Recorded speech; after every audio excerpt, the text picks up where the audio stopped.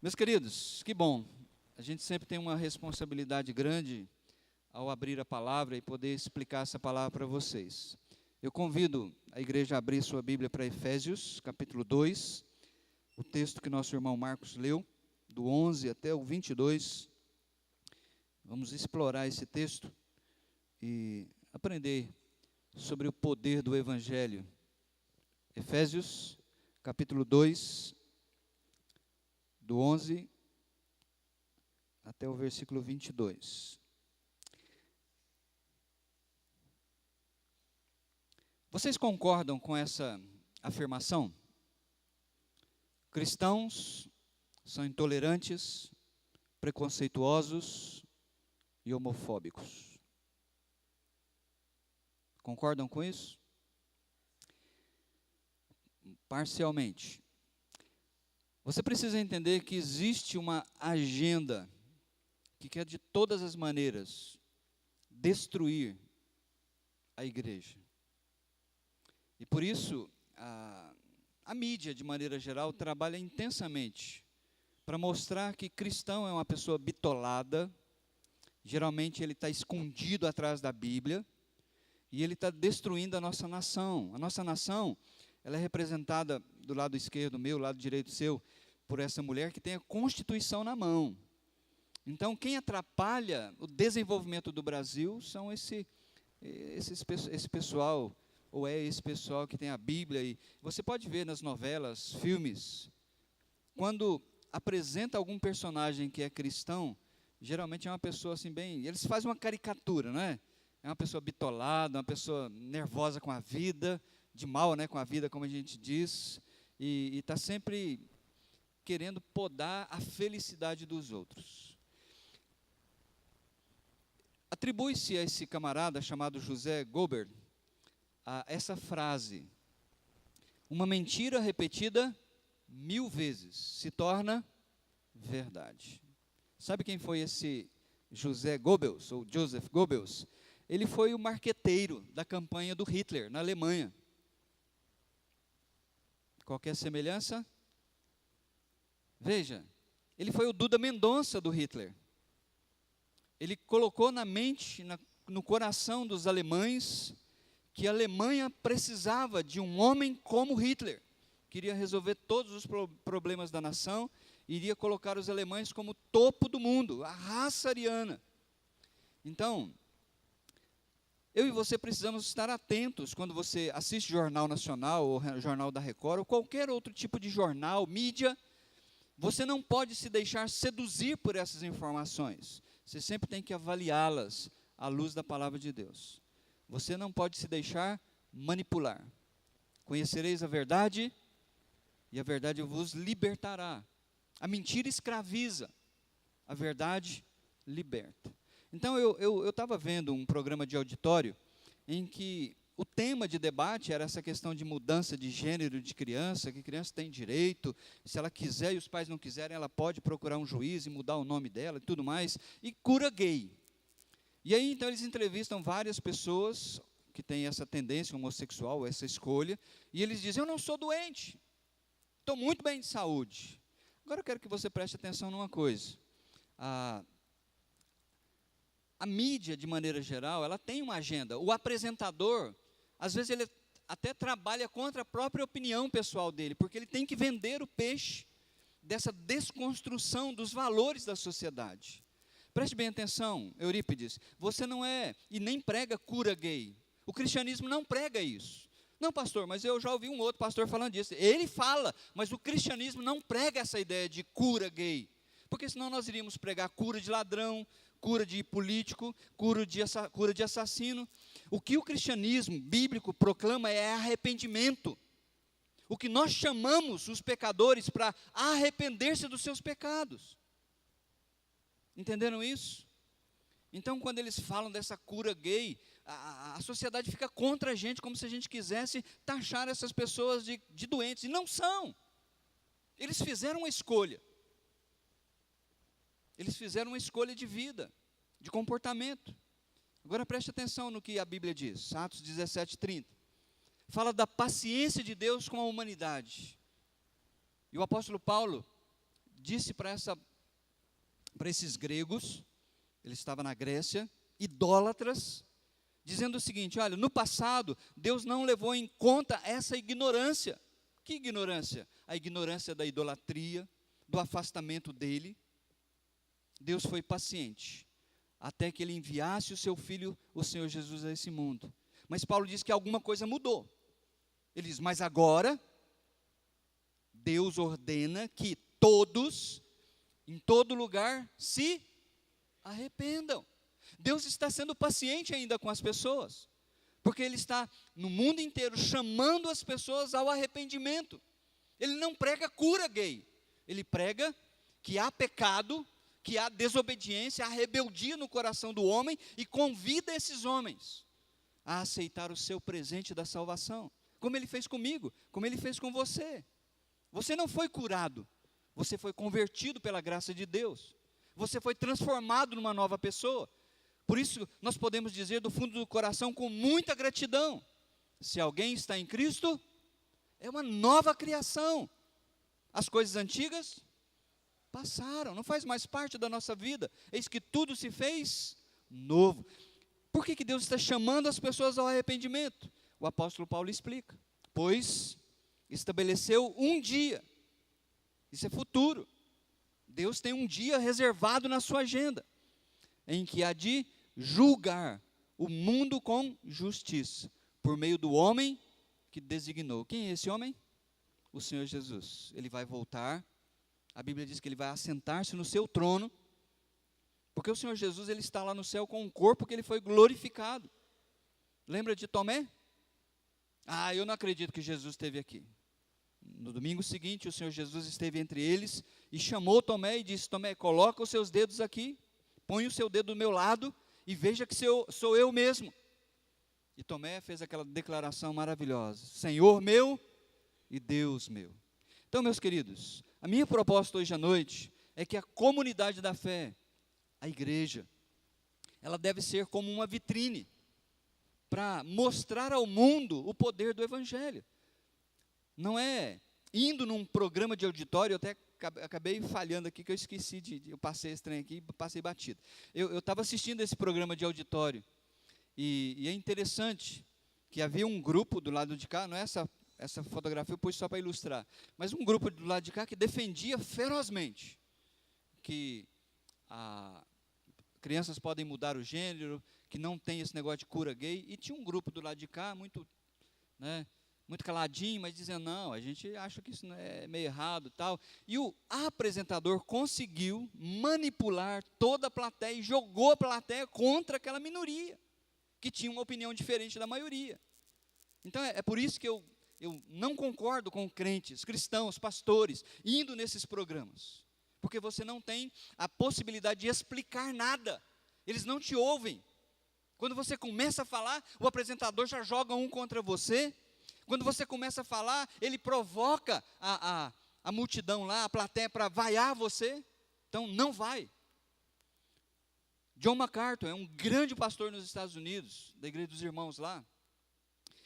Não da nossa denominação, mas ele é pastor dos Irmãos da Graça. E uma vez, um desses programas convidou o pastor John MacArthur para ir num debate. E aí, vocês acham que ele aceitou? Ele mandou uma carta para o diretor do programa e disse o seguinte: se vocês me derem 5 minutos, e ninguém me interromper, 5 minutos, eu explico qual é a posição bíblica sobre esse assunto. Para bater boca, eu não vou. Eles convidaram ele? Então, meus queridos, essa é a minha proposta. A gente não tem que ficar batendo boca com ninguém. Nós precisamos aprender a viver o Evangelho. O Evangelho é poderoso demais. E nós, como comunidade, não só a nossa comunidade aqui, mas toda a comunidade da fé, que professa a fé em Jesus Cristo, precisa ser uma vitrine. Quando os homens não gostam disso, né? Mas quando as mulheres vão no shopping e ficam vendo aquelas vitrines, com sapatos, com joias, com roupas, não dá uma vontade de comprar? Então é isso. Nós, como igreja, deveríamos ser uma vitrine, para que o mundo pudesse ver e querer realmente. Você já ouviu essa frase, não já? Suas atitudes falam tão alto que eu não consigo ouvir o que você diz. É por isso que a Bíblia fala para as esposas que têm maridos incrédulos, não tentar pregar para ele, e nem vice-versa. Maridos que têm esposas incrédulas não devem pregar o evangelho para suas esposas, mas devem viver. É isso que Pedro fala. Ele vai olhar o seu bom procedimento e vai ficar com a pulga atrás da orelha. Fala, aconteceu alguma coisa com essa mulher. Aconteceu alguma coisa com esse homem. E ele vai então sentir o desejo, olhando para a vitrine da sua vida, o desejo de conhecer o Senhor Jesus Cristo. Preste atenção no que a Bíblia nos ensina. Deus criou o homem à sua imagem, a imagem de Deus os criou, homem e mulher. Então preste atenção no que eu vou dizer para você, marque no fundo do seu coração. O ser humano, todas as pessoas que vivem nesse planeta Terra, eles foram criados à imagem e semelhança de Deus, o Criador. E é por causa disso que nós temos que amá-los, independente da escolha que eles fizeram. Entenderam isso? Independente da maneira como eles pensam, como eles sentem, como eles vivem.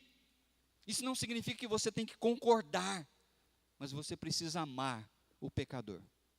Essa é a grande verdade. Preste atenção em outra coisa que eu vou dizer para você. Deus, Ele dá a todos a liberdade de fazer escolhas.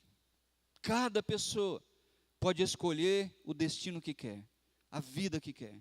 Cada pessoa pode fazer da sua vida aquilo que ele quiser com a sua vida. Ele tem direito a isso. Mas Deus não dá o direito a essa pessoa de mudar o resultado. Entenderam isso? Você pode escolher o que você quiser. A Bíblia diz, sim, muito jóia. Mas lá no final, caminhos de morte. Então nós não podemos querer obrigar essas pessoas a viverem como cristãos. Eles não são.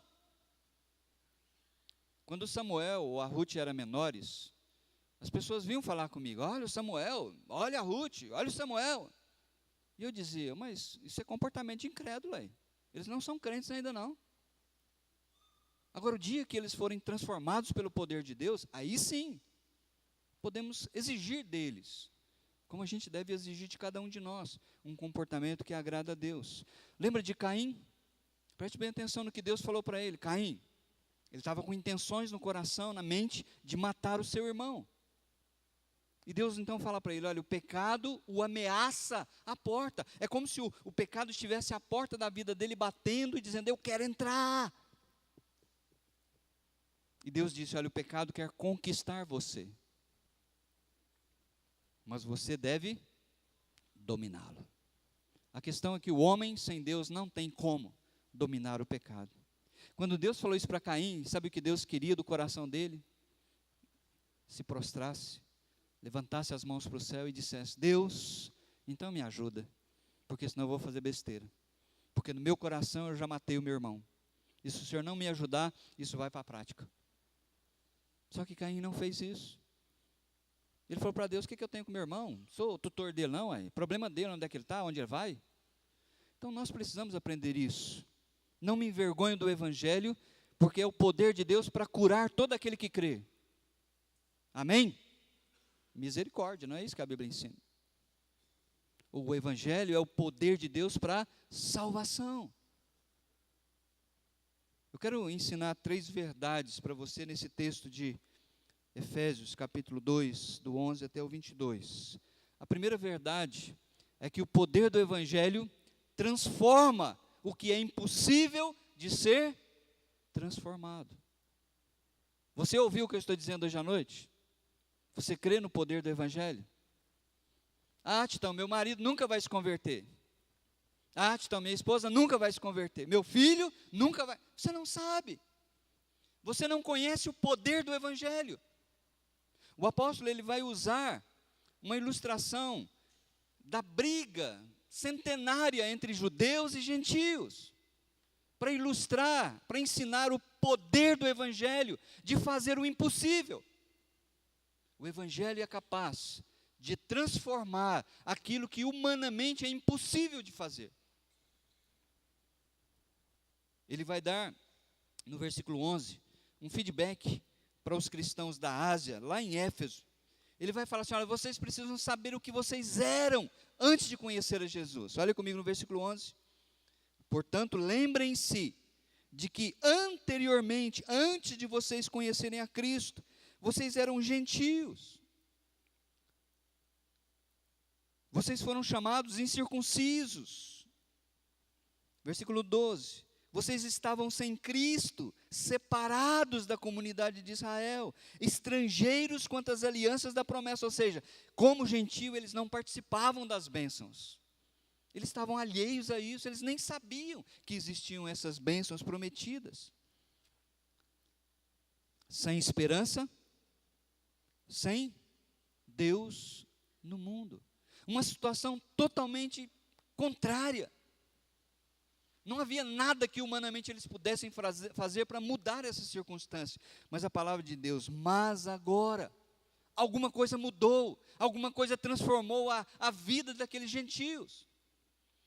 Mas agora em Cristo Jesus, vocês que antes estavam longe, foram aproximados mediante o sangue de Cristo. Pois Ele, Jesus Cristo, é a nossa paz, o qual de ambos...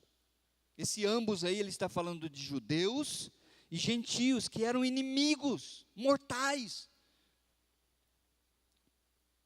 De ambos, fez um. E o que Deus fez? Destruiu a barreira, o muro de inimizade, anulando em seu corpo a lei dos mandamentos expressa em ordenanças. O objetivo dele, de Deus, era criar em si mesmo, dos dois, judeus e gentios, um novo homem, fazendo a paz. Eu não sei se o seu Alcides se lembra. Uma vez eu levei ele lá em São José do Rio Preto para fazer um curso comigo. Haviam 2 preletores, ensinando sobre missões.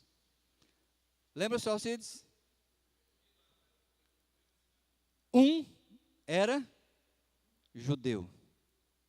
O outro professor era árabe. Judeus e árabes. Inimigos. Por causa da religião, por causa da raça, mas unidos num só corpo. Amigos, irmãos em Cristo. Falando para uma plateia incrível. E os dois sempre brincavam um com o outro por causa disso. Um judeu e um árabe. Porque o poder do Evangelho faz isso. Ele transforma aquilo que a ONU não consegue fazer. Ele transforma aquilo que humanamente não é possível ser transformado. Então acredite nisso. Por isso que continuamente nós estamos orando para que pessoas possam vir ao conhecimento de Jesus e dizer que o Senhor Jesus é o Salvador. No templo, você pode ver lá, tem uma maquetezinha que a gente fez para você, pelo menos tem uma ideiazinha, tem um retrato lá. No templo havia um pátio chamado Pátio dos Gentios. O gentio só podia chegar ali no pátio. Vamos imaginar que aqui fosse o templo dos judeus. Sabe onde os gentios podiam vir? Lá no estacionamento da frente. Eles não podiam chegar aqui, nem olhar aqui para dentro. Eles tinham que ficar lá fora. Eles ficavam só imaginando, olhando, dizendo como que é. Porque eles não podiam, havia um muro de separação. Mas a Bíblia está dizendo para nós que Deus mudou isso. Deus transformou isso, porque o Evangelho tem o poder. Por isso eu quero chamar você, hoje à noite. Não permita que nossas diferenças ergam muros de inimizade entre nós. Não permita que muros sejam construídos no seio da igreja, porque Deus pagou um preço muito alto para que esse muro fosse derrubado. Você precisa crer no poder do Evangelho. O poder do Evangelho, ele transforma o que é impossível de ser transformado. Se você continua pensando na sua cabeça, mas o Chiquinho não vai me amar, mas o Chiquinho não vai aceitar eu ir lá e cumprimentar ele, mas o Chiquinho, você nunca vai ter nada com o Chiquinho. Então você precisa romper a barreira. É por isso que continuamente nesse culto a gente está chamando você para sair do seu lugar, tomar um cafezinho, cumprimentar uns aos outros, para que você possa de fato começar a amar essa família maravilhosa. Segunda verdade, O poder do Evangelho realiza o que é impossível de ser realizado. Sabe o que ele faz? Ele reconcilia pessoas. Olha comigo no versículo 16. O poder do Evangelho é capaz de reconciliar com Deus os dois em um corpo, por meio da cruz, pela qual ele destruiu a inimizade. Então, em primeiro lugar, o poder do Evangelho tem feito isso. A Bíblia diz que o ser humano, por nascimento, ele é inimigo dele. Não tem paz com Deus. O homem tenta de todas as maneiras se aproximar de Deus, mas Deus não o recebe. Porque nós vimos isso ontem na ceia. Como é que o judeu, desde pequenininho, aprendeu que a gente precisava fazer para se aproximar de Deus? Sangue. Sem derramamento de sangue, não havia remissão de pecados. Por isso aqueles sacrifícios contínuos eram repetidos no templo. Mas Deus deu um basta nisso. E diz assim no versículo 16, que o Evangelho, o poder de Deus, a mensagem de que Jesus morreu pelos nossos pecados, fez com que Deus pudesse então reconciliar com Ele os dois grupos, judeus e gentios, por meio da cruz. Alguém foi morto. O Cordeiro de Deus foi morto, o seu sangue foi derramado por nós, pela qual cruz, Ele, Deus, fez o quê? Destruiu a inimizade. Mas olha, o Evangelho não tem só esse poder de nos reconciliar com Deus, ele tem esse poder de reconciliar um com o outro. Humanamente é impossível você restaurar aquela amizade. Humanamente é impossível você restaurar aquele relacionamento. Mas olha o que diz o versículo 17. Ele veio e anunciou paz a vocês que estavam longe e paz aos que estavam perto. Havia dois grupos, inimigos, longe um do outro. Judeus e árabes, judeus e gentios. Mas o Evangelho é tão poderoso. O sangue de Jesus pagou para que nós pudéssemos ter paz uns com os outros. Se isso é verdade numa raça, imagina entre igreja. Talvez quando a gente fala de judeus e gentios, a gente não tem uma compreensão do que era a inimizade deles. Deixe-me tentar explicar um pouquinho. Vamos imaginar que nós vamos chamar o Tite para dar uma palestra sobre futebol aqui na igreja. Ele vai ocupar aqui essa tribuna. E desse lado de cá nós vamos convidar a Fiel, a torcida do Corinthians. E desse lado de cá nós vamos convidar a Mancha Verde, a torcida do Palmeiras. E o Tite, num deslize do seu discurso, ele vai falar que o Palmeiras é o melhor time de São Paulo. Nos próximos 2 segundos, o que vai acontecer nesse recinto? Meu amigo, não vai ficar um banco inteiro, não vai ficar uma janela inteira. Você vai precisar de uma máquina de calcular para calcular os mortos que vão estar estirados aqui. Porque Mancha Verde e os Gaviões da Fiéis são inimigos. Eles matam. Eu morei em São Paulo. Domingo, quando eu tinha que ir para o culto, eu passava na porta do campo do Palmeiras, porque eu morava pertinho. Oh, que horror. Se o Palmeiras ganhava, era horror porque eles quebravam tudo. Se o Palmeiras perdia, era horror porque eles quebravam tudo também. Judeus e gentios, só para ilustrar, tinham essa inimizade. Destruiu essa amizade. Já imaginou? Gaviões da Fiel, Mancha Verde, todos aqui ouvindo a palestra e aplaudindo. Quando o Tite fala, não, mas o Gaviões é melhor, e o Palmeiras aplaudindo. Já imaginou isso? Isso é o poder, que naturalmente não acontece isso, mas é possível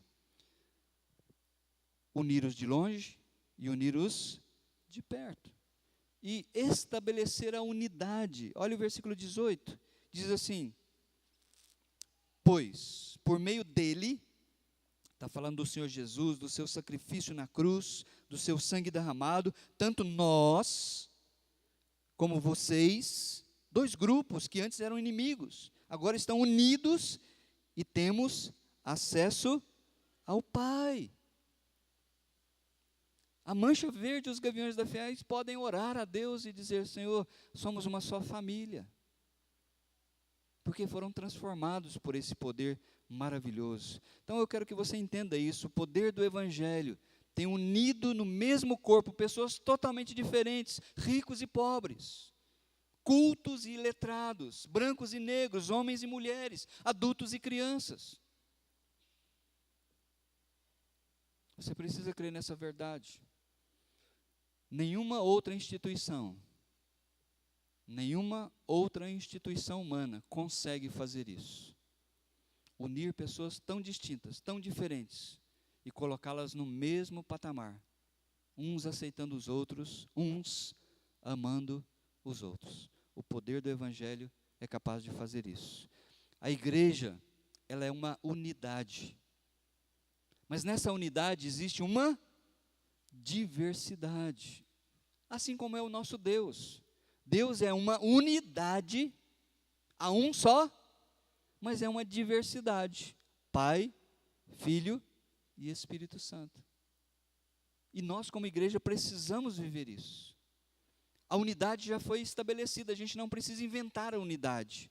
Nós não precisamos inventar a roda. O que nós precisamos é nos submeter à orientação, à direção do Espírito, para viver esta unidade. Quando o Senhor Jesus orou pela igreja, Ele diz assim: Pai, eu oro para que eles, essa diversidade, sejam uma unidade. Porque quando eles forem uma unidade, o mundo saberá, verá. A igreja precisa ser essa vitrine, para que o mundo veja. Já imaginou aqui na nossa igreja, pessoas que têm a universidade, né, que nós podemos chamar os cultos, dando valor aos iletrados. Eu amo demais quando vocês vêm aqui abraçar o seu Lô e dizer que ele é importante, porque é importante. Eu fico maravilhado de ver o seu Alcides dirigir um culto familiar, iletrado, mas está ali pelo poder de Deus, sendo auxiliado pelo Zé, pelo Marcos e por todos que fazem parte da família. E o seu divino abre a casa para receber, e o João, e o seu Alau. E isso é igreja. Pessoas diferentes, mas amando umas às outras. Ricos valorizando os pobres, os adultos abraçando crianças. Às vezes a gente não dá valor nisso. Olha, está aí um exemplo, o Vitor, 11 anos. Estava aqui no meio daquela molecada do OANSE, hoje está aqui, professa a fé em Jesus Cristo. A igreja deve ser uma vitrine para que o mundo veja o poder do Evangelho. As pessoas não vão ouvir o que você diz, mas elas vão ver o que você faz, o que você vive. Em terceiro e último lugar, o poder do Evangelho coloca na família de Deus gente tão diferente. Você ouviu isso, querido? Você está na família de Deus. Olha que barato, olha na sua Bíblia, versículo 19 até o 22. Por causa disso que Deus fez, enviando Jesus, morrendo na cruz do Calvário pelos seus pecados, perdoando todos os seus pecados, vocês já não são estrangeiros nem forasteiros. Ele está contrapondo aquilo que ele falou lá no versículo 12, olha comigo. Naquela época, antes de Cristo, vocês estavam sem Cristo, separados da comunidade de Israel, sendo estrangeiros. Aí então agora no versículo 19 ele diz: portanto vocês já não são mais estrangeiros nem forasteiros, mas concidadãos dos santos e membros da família de Deus. Que figura maravilhosa. Eu não sei se você se alegra com essa verdade. Nós somos membros, não de qualquer família, mas nós somos membros da família de Deus. E o que a Bíblia nos ensina é que essa família é uma unidade, não natural, mas sobrenatural. A Bíblia diz que você recebeu um poder para ser feito filho de Deus. E olha no versículo 20, diz assim, olha, nesta família, nós cristãos estamos edificados sobre o fundamento. Quem é o fundamento? O Senhor Jesus Cristo. Nós estamos edificados, alicerçados sobre o fundamento dos apóstolos e dos profetas, tendo Jesus Cristo como a pedra angular. No 21 ele diz, por que Deus está fazendo isso? No qual todo o edifício é ajustado e cresce para tornar-se um santuário santo no Senhor. Você entendeu isso? Deus está edificando, Deus está construindo um edifício não feito por mãos humanas, não natural. Deus está construindo um edifício espiritual formado de Zé, de João, de Maria, de Eurípides. Ele está construindo um edifício para ele habitar. Que barato! A Bíblia diz lá em Apocalipse que ele vai habitar conosco. Ele vai jogar de novo bola com a gente lá no campinho. Ele diz que vai enxugar dos nossos olhos toda lágrima. Nós não vamos ter lembranças das coisas passadas, porque Ele vai criar novas coisas, um novo céu e uma nova terra. Então preste atenção nisso, todos, mas um só corpo. Todos, mas um só corpo. Acredite nessa verdade. A mídia tem falado mentiras a respeito dos cristãos. Mentira após mentira faz com que as pessoas pensem que são verdades. Eu achei interessante a fala do Mark Twain. Ele diz o seguinte: olha, nunca discuta com um ignorante. Não queira explicar a fé para uma pessoa. Ele não entende. Ele está cego espiritualmente. Você tem que pregar o Evangelho. Falar do amor de Deus que veio ao mundo, se transformou num homem, viveu uma vida perfeita que agradou o Pai, morreu na cruz do Calvário para perdoar os nossos pecados. E você precisa confessar os seus pecados e receber Jesus como Salvador. Pronto, não discuta. Olha o que ele fala. Nunca discuta com o ignorante. Ele te rebaixará até o nível dele e te vencerá por experiência. Eu, particularmente, já recebi convite para ir na televisão. Não vou. A minha esposa quase me bateu. Mas você tinha que ir. Eu não tenho domínio. Homens de Deus, eu creio que não deveriam, e nem mulheres de Deus, tentar ir na televisão provar a nossa fé. A minha verdade é que cristãos vivendo em comunidade de fé devem ser uma vitrine para que as pessoas pudessem olhar para nós e dizer: olha, por que a dona Shirley, ela abraça, sai lá do canto e abraça a Joana? Por que a Joana sai lá do canto e vem abraçar a dona Oswaldina? Tem alguma coisa diferente, estranha aqui, ué? Isso é a vitrine. Nós não vamos convencer as pessoas pelo nosso discurso, mas pela nossa vida. O poder do Evangelho é capaz de transformar o que é impossível de ser transformado pelo ser humano. Só Deus pode produzir em nós uma regeneração, mudar o nosso coração. O poder do Evangelho é capaz de promover aquilo que o homem não é capaz de fazer. Reconciliação. Se você tem tido problemas de relacionamento, não tente discutir para reconciliar. Dobre o seu joelho. Peça a ajuda de Deus. O poder do Evangelho é capaz de colocar na mesma família gente tão diferente. Gilberto com Eurípides. O Tiago, vocês viram o Tiago aqui hoje à noite cantando? O Tiago e o Marcos. A dona Ziza e a Suzana. Isso é o poder do Evangelho. E Deus está edificando esse povo para ele habitar. Deixe-me aplicar hoje à noite esse estudo que nós fizemos. A gente brinca que orar precisa de ação. Não é verdade? Então, Paulo, ele aplica essa mensagem que ele fez no capítulo 3. Ele falou da doutrina. Agora, veja comigo no versículo 14 até o 19. Ele diz assim, olha: por essa razão, qual é a razão? Que ele acabou de explicar. O poder do Evangelho coloca no mesmo corpo judeus e gentios. Uma coisa inconcebível humanamente falando.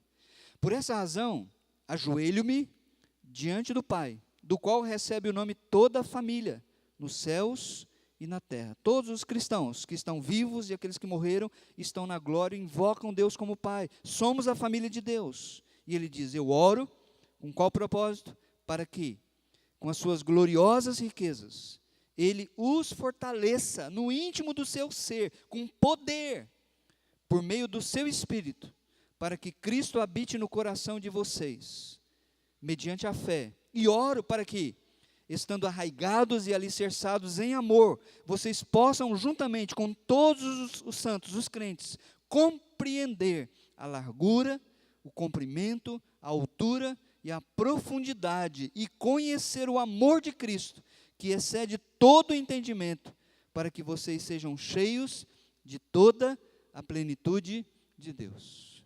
A igreja precisa orar para compreender o poder do Evangelho. Como Deus é amoroso de salvar um homem como eu. Como Deus é amoroso de salvar pessoas como nós e colocar na sua família. Eu preciso compreender isso. Se Deus nos ama e Ele é Pai, eu não tenho o direito de negar amor a alguém que está nesta família. Entenderam isso?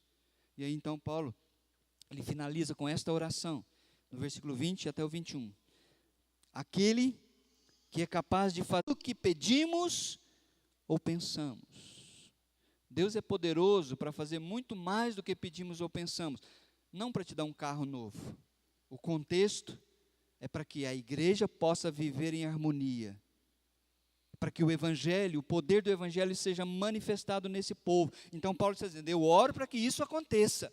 E ele está dizendo, Deus é poderoso para fazer mais do que eu estou pedindo e estou pensando. De acordo com o seu poder que atua em nós. A Ele seja a glória na igreja e em Cristo Jesus por todas as gerações, para todos sempre. Amém. Se nós oramos segundo a vontade de Deus, Deus é fiel e Ele vai cumprir isso no nosso meio. Eu achei demais eu gosto do Cebolinha. Cebolinha não, do Chico Bento. Ai, não é o Chico Bento não, é Cascão, desculpa. Eu tenho até um bonequinho dele, que ele não gosta de tomar banho, eu me identifico com ele, mas eu gosto de tomar banho. Ah, esse é o Chico Bento? Ah. Não, é o Chico Bento mesmo. Mas eu achei interessante essa tirinha dele, que fala de orar e agir. Ele está falando assim, olha, Pai do céu, faz com que eu tire nota 10 na prova amanhã. Muitas vezes a gente ora assim, não é? Vamos orar porque amanhã os nossos meninos vão fazer vestibular. Mas estudou? Não, ele não teve tempo. Então, ele está orando, Deus, faz com que eu tire nota 10 na escola. Aí vem uma mão, né, simbolizar a mão de Deus e diz, vai estudar. Oração é extremamente importante, mas ela precisa seguir a ação. A gente precisa sair do lugar e quebrar barreiras, porque nós somos a família de Deus. O poder do Evangelho tem esta graça de fazer mais, muito, muito, muito mais do que nós pedimos ou pensamos conforme o poder que opera em nós. Amém? Vamos ter uma palavra de oração. Bondoso Deus, somos gratos por hoje à noite. Queremos exaltar o Teu nome. Obrigado pela vida de cada um que está aqui nesta noite, aqueles que não puderam chegar. Desperte o nosso coração durante a semana para ligar para algum irmão que estamos sentindo falta, para dizer que vamos orar por ele, pela sua empresa, pelo seu trabalho, pela sua família. Ajuda-nos, Pai, a crer de fato e de verdade no poder do Evangelho, que é capaz de transformar, que é capaz de realizar coisas que humanamente são impossíveis. Ajuda-nos a sermos pessoas felizes, pelo fato de sermos colocados na Tua família, unidos com pessoas tão distintas, tão diferentes umas das outras, mas fazemos parte do mesmo corpo, o corpo de Cristo. Que a graça do Senhor Jesus, que o Teu amor que é tão grande, tão largo, tão profundo, e a comunhão do Teu Espírito seja sobre nós hoje e para todo sempre. Amém. Que Deus abençoe, uma boa semana.